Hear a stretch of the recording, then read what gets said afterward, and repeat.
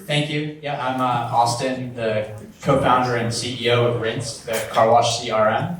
That's customer relationship management software. So we plug into your existing car wash point of sale, give you tools to manage and grow your membership, and that's what we're going to be talking about today.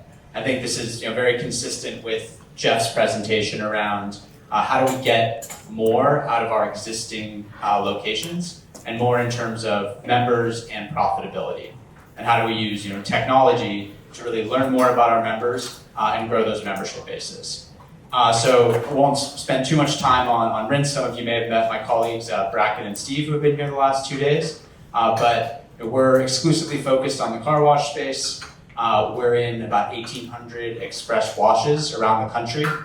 We integrate with all of the top car wash specific point of sales. So that's DRB, Micrologic, ICS, Sunny's, and Washify. And we're really there specifically to help you grow your business profitably. We're focused on kind of everything in the customer journey that doesn't occur in the driveway is the way to think of us. So that's everything from how do you initially give someone a free wash and collect some information? How do you help them purchase a membership online? All the way through to the interaction and communication with that customer, as well as how do you improve retention and lifetime value. So I'm not a car wash operator, and we know that here at Rinse. So I'm also going to bring up Tyler Phillip, an operations manager at Love, and a Rinse customer for about a year now, to give some of his perspective on the challenges that I'm going to talk about. And while we're not operators, we do see a lot. So across those 1,800 locations, that accounts for over 5 million active members that we're helping to manage. So we see really best practices across operators of all sizes. We have some customers that are 100 plus locations, many that are single operators, and often they're in the single digits, trying to grow, often hitting some kind of plateau in their membership. So that's really what I want to talk about today is how do you break through those plateaus? And that's really where you're feeling like you're having to run faster to stay at the same membership count. And what are some things you can specifically focus on to try to get your next 1,000 members? And when I say next 1,000, I'm going to cheat a little and actually try to help you get your next 3,000 members. And that's 1,000 from improving retention, 1,000 from online sales, and 1,000 from loyalty. Or specifically, how do you harness the power of your retail customers to really activate them and hopefully eventually turn them into members. So every single car wash we operate, there's always like a next most important thing for the membership journey that they should be focusing on to really break through that plateau. And I'd say for most of the operators we work with, the next most important thing is retention. And that's because if you don't fix the leaky bucket first, then all of your efforts at the top in terms of customer acquisition and converting people to members, all of that's going to be less effective if they're only around for 6 months and then their credit card declines and now they're no longer a member. And you have to wait and hope for them to come back in and sign up again. So there's sort of 2 parts of retention. One is churn, so credit card churn and voluntary churn. And then the other is if somebody does actually cease being a member, how do we then try to win them back? So first I'm going to talk about the retention side and credit card churn specifically. So I'll try to keep this fairly tactical and provide some actionable things that we see as best practices in order to keep churn to a minimum. So the first is having your auto updater on your payment processor. So this is when, if you look in your Uber app, most of you probably have a card on there that's 5-10 years old that has since expired, but it's still working because they're able to auto update when you get a new card and keep your membership on file. All of the major point of sales, the payment processors offer this feature. You just have to make sure that it's turned on and check that it is in fact working. And they charge you for each card that's updated, so you should be able to provide evidence that those cards are in fact updated. But that's sort of the first line of defense for your existing members to make sure that their cards are staying on file. The second line of defense is don't just try the card once. We see some customers make this mistake where they'll attempt a card once and then that's it. This is always a setting in your point of sale. We recommend about 15 attempts, and that's in order to, one, give you enough opportunity to actually get that card back on file, but also there's a good chance that in attempt 2, 3, or 4, it might go through that time. So you want to make sure you're getting enough bites at the apple here, but it'll also, as I talked about 3 and 4, it'll give you an opportunity to reach out to that customer, allow them to update their payment method, and not have to miss those payment days when their membership lapses and then they rejoin. So that's a really important one for revenue retention. And then the third step is making sure you're collecting information from your members and then following up with them in every way that you have. So that's both email and text. You need to be letting them know that there was a problem with their payment method, and then following up again if there's still a problem. So we can't be sure that they're going to necessarily see that first email, but if you see that it's a week later and they're still in decline, we should make sure that we're going to follow up with them again. And the last one is you really need to reduce any points of friction in this process of updating your payment method. So these are paying happy members. They want to remain happy members, and it's about half of your churn typically is related to credit card decline. And these are folks who didn't wake up and decide they didn't want their membership. We just have to make it easy enough for them to keep their membership active. So making it easy is things like not requiring them to create a new account just to update their payment method. Make it really simple. Only ask them for the information we need. If I know your name and your barcode, I don't need you to re-enter all that information online, hopefully. So with those 4 steps, we find often operators can reduce credit card churn by 20 to 30%, and those savings really add up over time.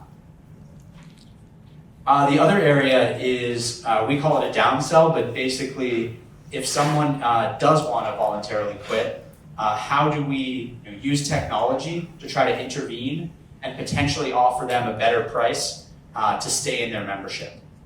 And what this typically looks like is we want to know a little bit about that customer to tailor the offer. But if someone's washing, say, less than 4 times a month, there's almost always a level at which we could offer them to stay in the membership but keep them profitably. And what we see the sort of most popular offer looks like is something like a 25% discount for 3 months, after which we'll move people back up to full price. But we find that with an offer like that, we can usually save about 15% of those quitters. And then we've tracked it over time, and we found that they then stay on for an additional 9 months. And so that's 6 months again at full price and 3 months at that discounted rate. So in terms of the lifetime value of those customers, it really makes a big difference. Just typically in your experience, at the end of that 9 months, does that customer receive another discount offer in order to retain again, or is that just a one-time offer? Yeah, that's a great question. So we have systems in place to limit how often you can get one of these promotions, and that's what most of our customers will typically employ. Something like you can only do this once every 12 months. Or they won't offer quite as aggressive an offer, so maybe they get a slightly less aggressive offer to stay in. So people want to be cognizant of the promo hoppers, but also if you can limit the offers to only people who fit certain usage criteria, you can really optimize for what is my dollars per wash for those memberships and make sure that we're only keeping people profitably. And then the second part of retention is just because somebody churned out, that shouldn't be the end of the attempt to save them.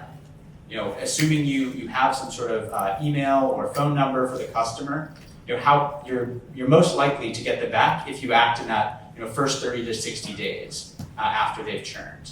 And you have the opportunity to really make that message personalized to them. Often we're asking when somebody's quitting, why do you want to leave? The most common one is value, or they're not using it enough. Maybe they moved, but depending on what they said and why they churned out, you might want to message somebody who felt like they weren't using it enough and only was using it 1 time a month. with a return offer that's much more aggressive than someone who was using it 5 times a month. So making those offers back to them in an automated way, so automatically, 15 days after somebody's churns, they should get one of A, B, or C offers to return, depending on their type of user profile. We've seen be really effective. So that was the 1,000 that we think we can get from retention. So now I want to turn to online sales. So I think when we look generally across the industry, most operators are seeing less than 1% of their new membership sales coming from online. I think this is not because people are unwilling to buy a membership online. It's because we've really made it too difficult for them. Some of our customers we're seeing selling up to 10% of their new memberships each month from online. So for them, really leaning into online has been like the effect of opening a brand new store without any CapEx. And I think that's something that we should be seeing more of across the industry, particularly as the subscription model is not as new to people. They understand the unlimited wash model and the value of it. Now we just need to meet them where they are and make it easy enough for them to purchase. And about 80% of these purchases are happening on their mobile device. So we really want to make sure that we're optimized for that and we're not introducing a lot of friction. So yeah, the first sort of tenet of this really is reducing friction. So having a multi-page checkout process. I think studies say you lose about 30% of customers for each page that you introduce into the process. So making that really easy, making them not need to have an account, and also making it trusted. So can it be live on your website, be trusted by your brand? If you're reaching out to them with an offer, is it a phone number or a branded email that they've seen before? So that's sort of step one. Step two I want to talk about is the success we've seen with founders clubs. So this is really pre-selling for a launch. There's no way to engender traffic like having a busy wash. And if you can start your new location with 1,000, or we've seen even up to 2,000 members, it's an incredibly powerful driver. Even if those people are paying a very introductory rate, it really drives traffic, and is a great way to sort of start ahead with your new locations. What that typically looks like that we've seen be really effective for the online portion is offering them a deep discount for say 6 to 12 months when the wash opens, but even starting to sell before the wash is open. And that often looks like we'll charge them just a penny. Maybe we don't know the wash is going to open in 90 days or in 100 days, and we might need some more permits that we're waiting on, and we're not exactly sure when the first day will be. We can charge them a penny until we're actually open, and then we'll use our system to actually convert people to a full price membership once the wash is open and message them with that. And we've seen that be, again, a really effective way to lean into pre-sales for these locations and start with a busy wash.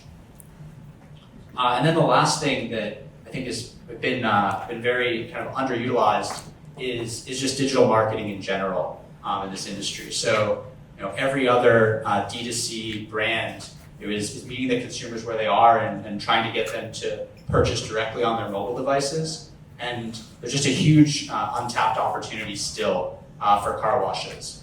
And I think some people have had a question around well, if somebody buys this introductory rate, how are they going to actually retain? Is this as valuable as a customer who has driven onto my lot, has maybe experienced the wash before, and then purchases a membership? And what we actually find is if we compare, say, a $5 first month promotion that you're running in the driveway with the same promotion run online, retention is better for the individual who buys online. And that sort of surprised us at first, but it was consistent across many promotions for many of our customers. And we think the reason is it's a higher intent purchase if you're not at the wash and you decide to buy an unlimited membership online, which sort of makes sense. If you're in the pay lane, you're right there, the gate's not going up, this person's trying to make a sale, that's a bit more high pressure than you're just sitting on the couch and you see an ad and decide to make that purchase because it's a brand that you know and like. And then the last sort of way I think there's at least 1,000 member opportunity for almost all operators is really harnessing the power of your retail members. So I think us included have been guilty of just a kind of maniacal focus on membership over the last 5 to 10 years. And it's made sense. Like, membership has completely changed the industry. It's completely changed the profitability of a wash, how consistent it is. Starting each month with 3,000 plus members, it's changed the financing to what Jeff was talking about and the interest of private equity in this space. But when we zoom out and look at even the most successful memberships, and we have customers that are well over 10,000 members at an individual location, even the most successful single car wash, you could be getting 80% of your volume from your members. But if we look at who are the unique people you're going to see over the course of the year, typically it's about 3/4 of them are actually retail customers.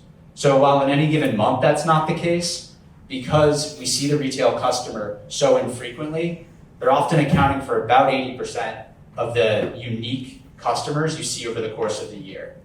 And I think that points to just the size of the retail opportunity. If we can get those people to come back more often, hopefully get them into membership. But if somebody, isn't someone who's going to want to sign up for an unlimited subscription, what does there exist that's in between being a full-blown member where we can still get them coming more often and build some brand affinity? And I think there's that middle part of loyalty is really totally untapped thus far in the industry.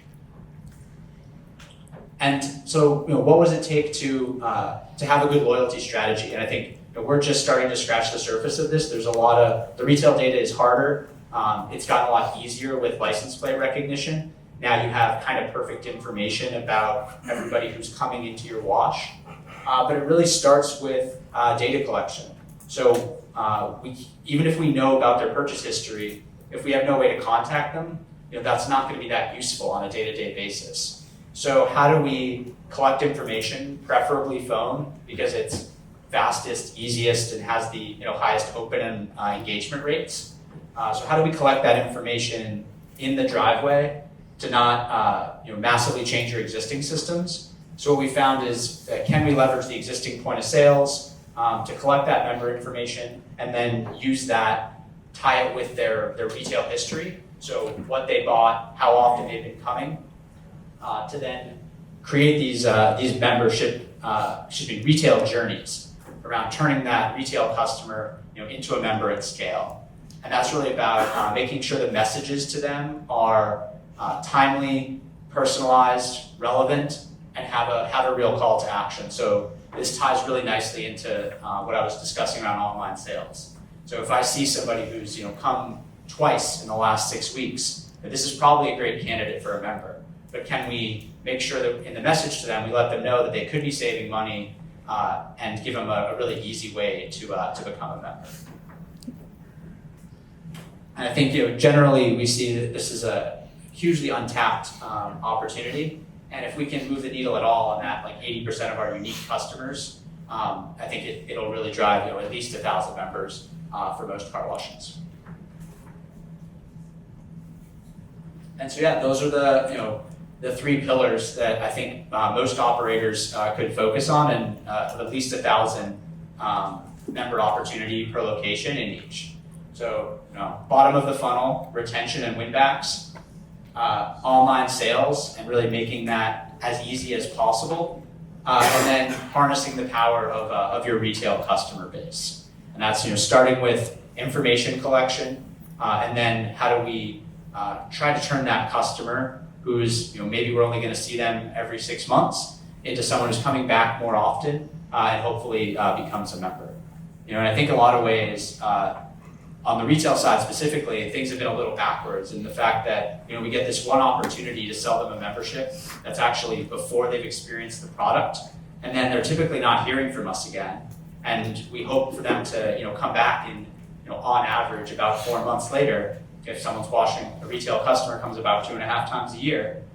So in 4 months later, then we get another try. And I think by communicating with them more frequently, there's a huge opportunity there.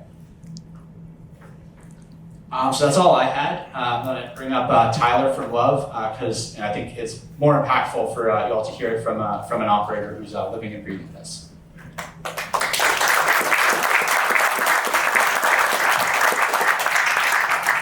Thanks, Tyler. And we'll have some time for questions at the end. Just use this one.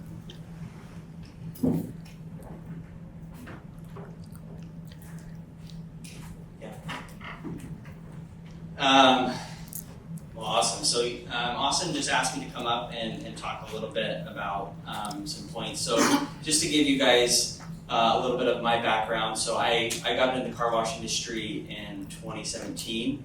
My dad had the great idea to build his own express car wash. It's kind of a retirement project. And I decided to help him out with it. And I had just finished college. I just finished my undergrad and about to start a master's program in MBA, and I thought I was just going to be there for, maybe a month, maybe two, and ended up staying for 3 years. We ended up selling it to Mammoth, and I've just, loved the car wash industry, stayed in it since then, worked with the group up in Salt Lake City, where I'm from, Coldwater Capital. They do the Shiny Shell brand.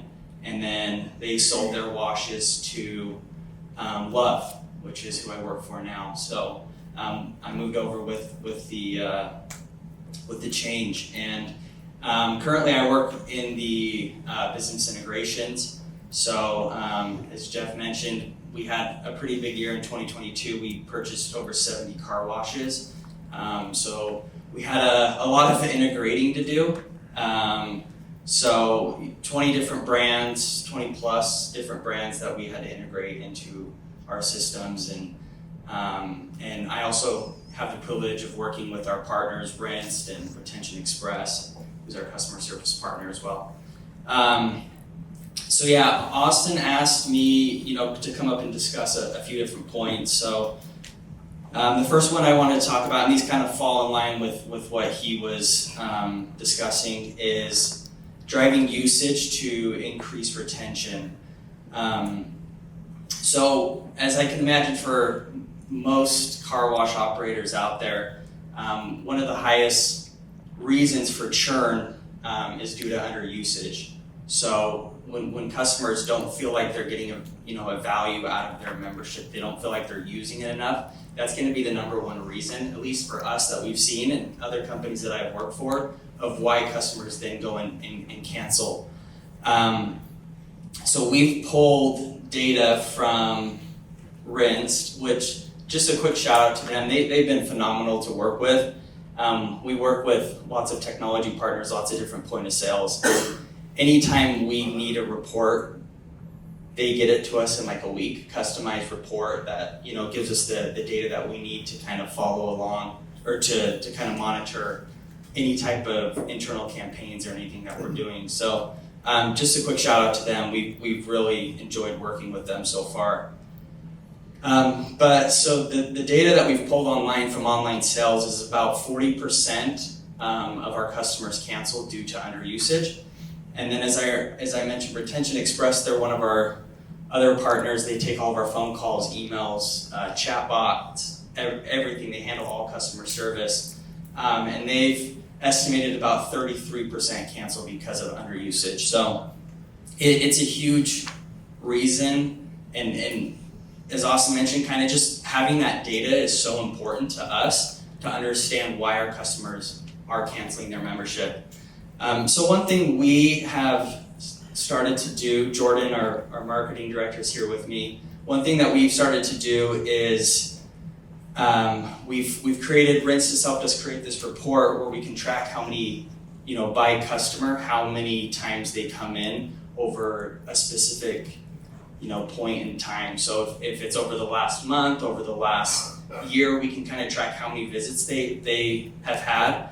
And each time they come in, they get one entry into a drawing. So if a member comes in 10 times in a month, or 5 times, they get 5 entries or 10 entries into a drawing. And then we will give them a free month, or another prize of, just kind of whatever we decide we want to do. But That's one thing that we've kind of helped our members see the value of using a wash and come in to use it more frequently to drive usage. Another thing we do is we do gifts for hitting certain benchmarks. So at 6 months, at 1 year, at 2 years, we're constantly communicating with our customers and saying, here's a Love branded license plate holder, here's a free t-shirt, here's a buddy pass to give to a friend or to use on another vehicle. So we're trying to engage with our customers and give them different rewards in order, as they kind of hit certain benchmarks and stay with us longer. And then the last thing that I think is just really important is to communicate with customers. I don't think you can over communicate with your customers. I think keeping them in the loop about when a site is down. As I mentioned, we're kind of in 2023, we're going through the rebrand process, and anytime you have to rebrand a site, you have to shut it down for 2, 3, 4 weeks and then reopen. And so I think it's important to communicate to your customers and let them know that, hey, we're going to be closed, but when we reopen, here's a free wash to use on another vehicle. And then we also do that with drip campaigns, which drip campaign is when we collect the customer's information, we put them into a series of texts. So every 30 days or every, kind of whatever parameters you want to set up, they're getting these texts as reminders to come in and use the wash, explain the benefits of what the chemicals can do with UV paint protection and with ceramic and all these different benefits. I think it's important to just communicate with your customers and let them know to come in and use it. And then also, as Austin mentioned the store openings. So I kind of wanted to touch a little bit on what we're doing. He talked about the Founders Club, and we're still fine tuning that a little bit, but I think it's been a big hit for us. So typically about a month prior to opening, we'll start putting ads on Facebook and Google and Instagram, and just start getting the word out to customers that, hey, we have a site coming in. We want to drive traffic to that location as soon as possible. So typically, our goal is to get about 1,000 members on the Founders Club. So Rinst has forms that we integrate into these ads, and when a customer clicks on the link, they'll put in their phone number and email, they'll get entered into a drawing. Depending on how many customers we get, we will, select 100 or 200 or, typically we usually just select them all and just say, hey, you've been, you've won the drawing of being entered into the Founders Club. And we've definitely seen a lot of growth to help kickstart our performance early on with the Founders Club. And what's nice too is with Rinst, when they've won, we'll text them a link that they can then click on and sign up for the Founders Club right there online. So they don't need to come into the store, they don't need to show anything to our staff and slow up the line. It makes it really seamless and simple that they can just do it online, and the first day they show up there, they can wash their car. Another thing we do is QR codes, short codes. We kind of plaster those all over the site. So our founders, JT Thompson and Darren, they both have really preached to never give a wash away for free. And so what does that mean? It means you collect data from that customer in place of giving them a wash. So whenever we do big grand openings, we always collect phone numbers, we collect emails, and then what we do is we put them into these drip campaigns, this non-member drip campaign, to retarget them at a future date. And so with store openings, we try to really push that, get QR codes. We give our staff, they have a lanyard like you guys have on with a QR code. And so we're always trying to collect data whenever we're giving out free washes. And then just obviously is kind of the standard, it's just a big grand opening event. Leading up to store openings, we really try to market it with radio stations and with online ads and social media. I'll talk about this in a minute, but we try to get social media influencers involved with that too, to kind of really create some anticipation for the grand opening event. And then online sales. So online sales, as Austin kind of mentioned, I think that's one of the areas that most car wash operators, including us, until we found Rinse, didn't really utilize. I think online sales is as our world is becoming more technology focused and more just focused on doing things at your home and buying things at your home. I think it's really important that as car wash operators, we really push the online sales, and Rinse has those tools and those just that ability to be able to have a customer purchase a membership online, super easy with a one-page checkout form. And then we try to distinguish our online sales versus in-person sales, on-site sales. I think it's important to make that distinction, because then you can run essentially 2 different campaigns at the same time and target customers in 2 separate ways. So one campaign that you're running on site may not translate or may not resonate with the customer, but a campaign that you're running online may resonate with them. And so we try to distinguish those 2. And then running flash sales, I think is very important. So us being Love Car Wash, we've chosen Valentine's Day as our big one-time, 1-year annual promotion, where we do a really good, just a really deep discount on our memberships. And I kind of compare it to Amazon Prime. Prime Day, I think, just ended yesterday. I think they do it twice a year. But I think it creates a sense of urgency of, hey, you need to hurry and go online. You only have 2 days to do this. I think creating those flash deals and building up that anticipation, that urgency to really go and buy a membership, I think can be very important.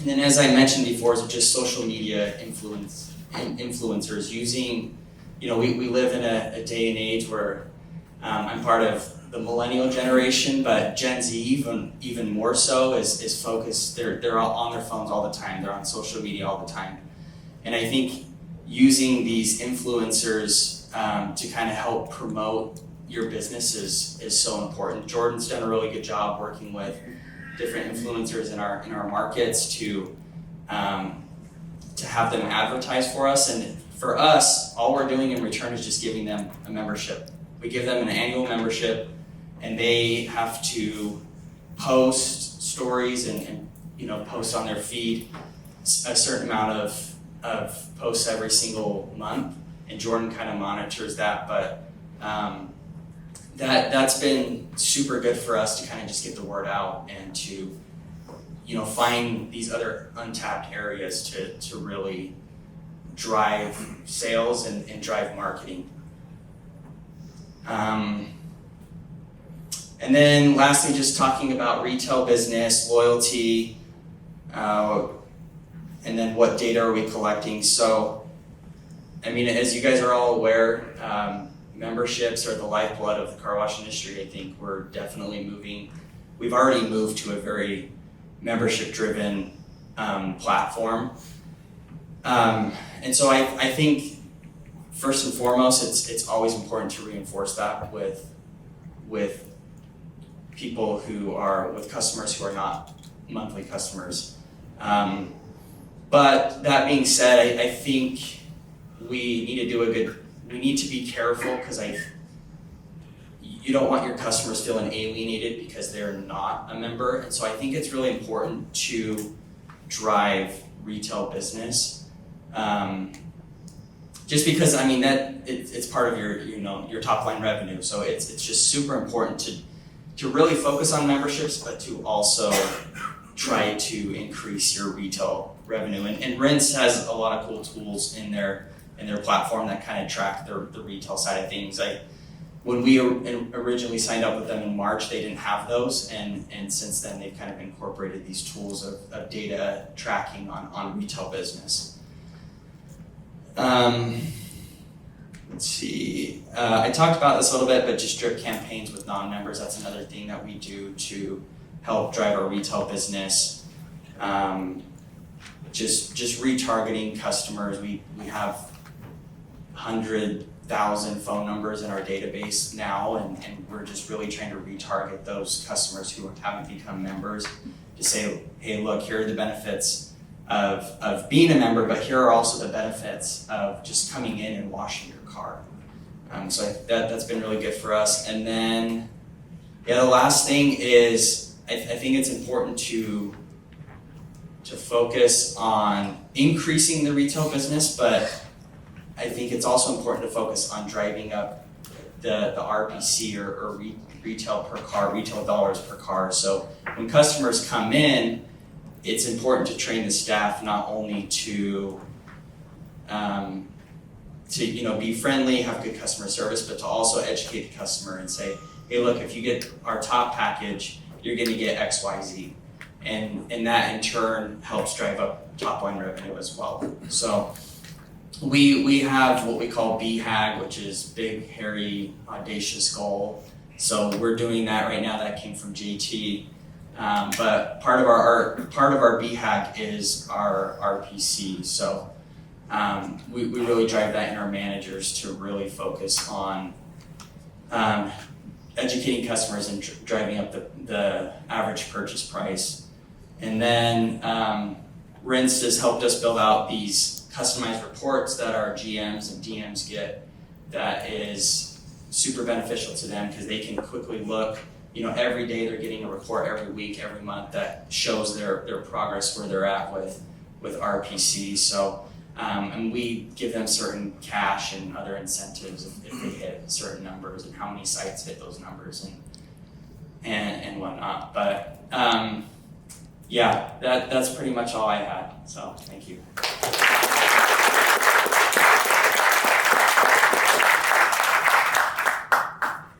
Thanks, Tyler. That was great.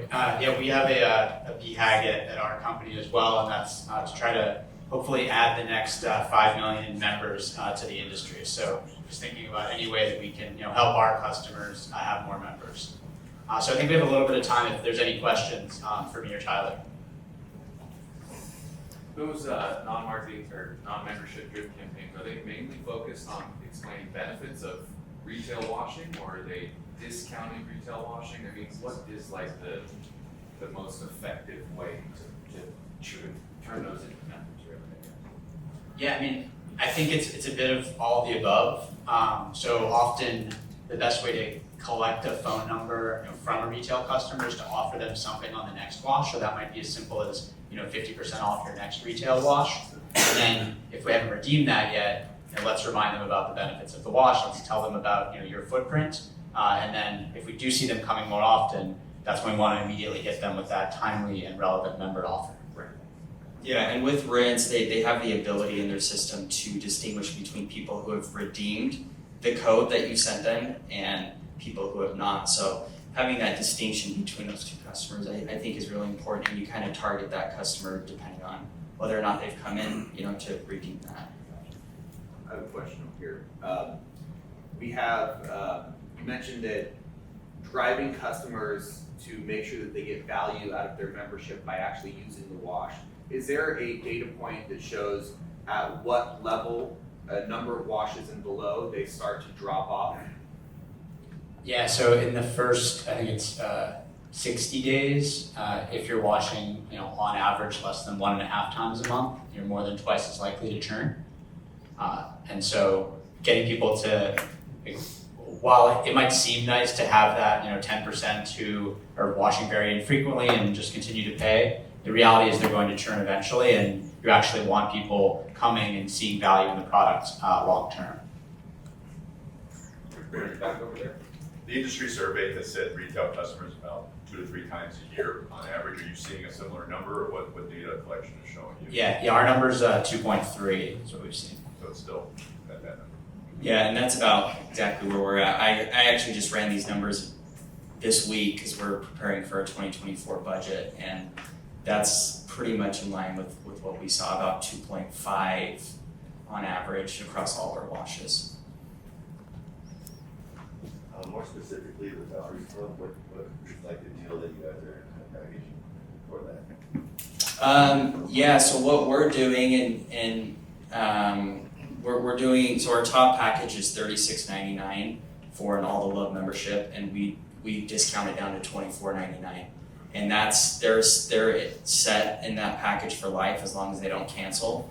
It's kind of a one-time offer that we give to customers, and when they come on site, we recognize that they are a Founders member. We educate them and let them know, hey, if you cancel, you're going to lose this offer. But we've seen very few members. I don't have the data, but we've seen very few members drop off from that $24.99 because it's just such a good deal for them. And we've seen that be really effective in that downsell that I mentioned, is we can personalize those offers by exactly what plan you're on, in addition to how often you're going. So we want to let those Founders Club people know if they come online to try to cancel their membership, that's fine, but they'll be losing this introductory offer that they currently have locked in. With all the locations that Love's has and the data mining you guys are doing collectively, how many cross points are you finding? How many customers are going to multiple sites? Do you have that data? So it really is going to depend on the geo. So I think there's some places in Love's network where there's very high cross usage, so over 20% of the individual customers, and then others where it's very different. But what we do see is cross usage is hugely impactful in terms of retention. So again, if a member has ever gone to 2 or 3 sites, they're almost 3 times more likely to remain after 12 months.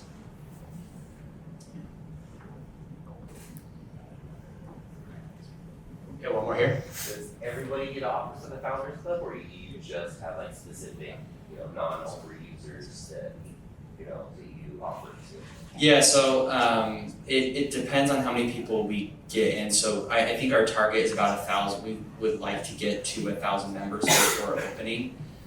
So if we get over 1,000 entries, we would select 1,000 people as winners.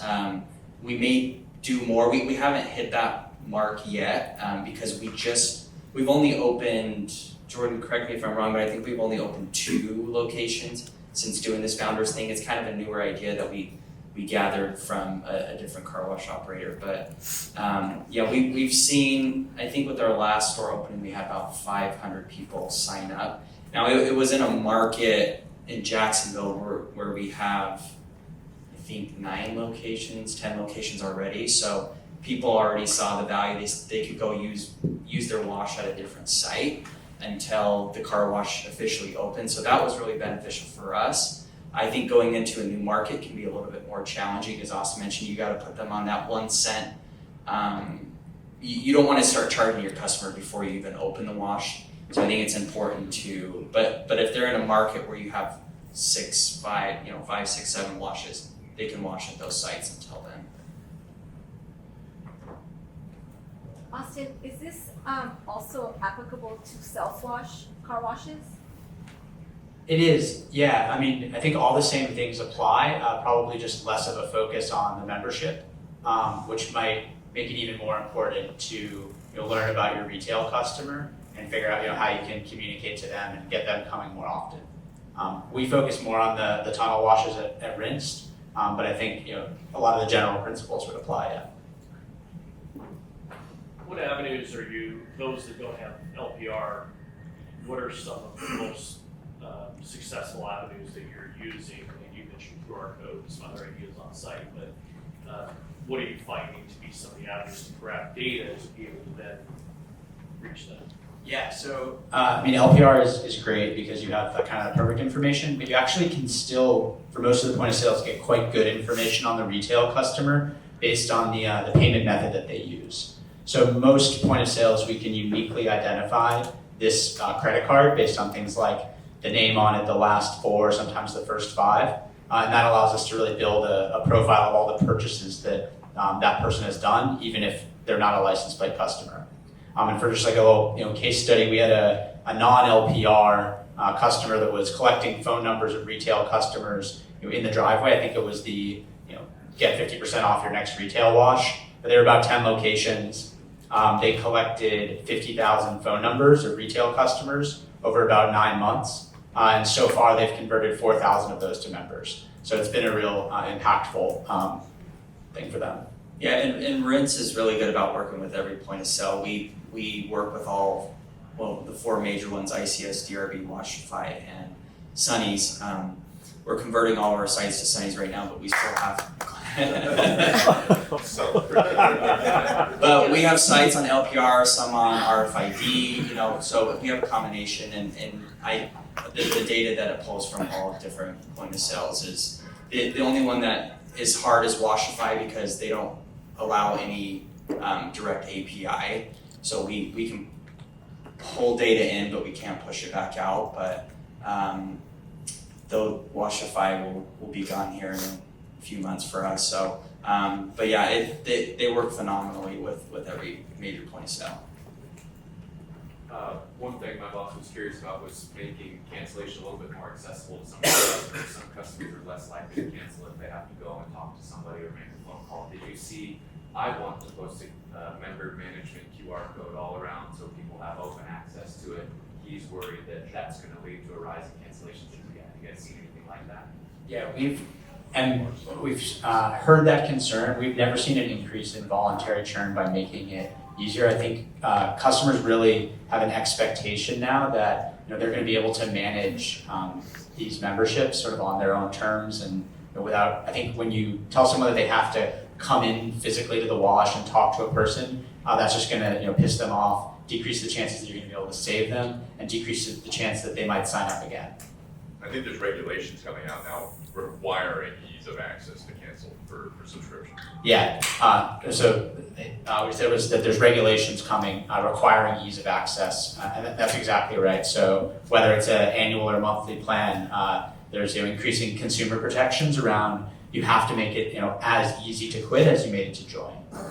Yeah, and as I mentioned with the multiple point of sale, Rinse has just a one form that's point of sale agnostic, so you just post it right there on your website, and it's super simple for a customer to cancel. And I think for me personally, I mean, being able to work with a company that I'm more likely to go back to them if I was able to cancel my membership easy. And maybe I'm not the norm there, but we've all heard the horror stories of gyms who make you go in and make you fill out all this documentation, and you basically sign your life away when you get a membership with them. But I personally trust companies a lot more when they have the ability to cancel, and I think customers are more likely to come back because they go, hey, it was easy, I'm going to go back for a few months, I may cancel again, but for us, we haven't really seen any changes in cancellation since implementing that form. So.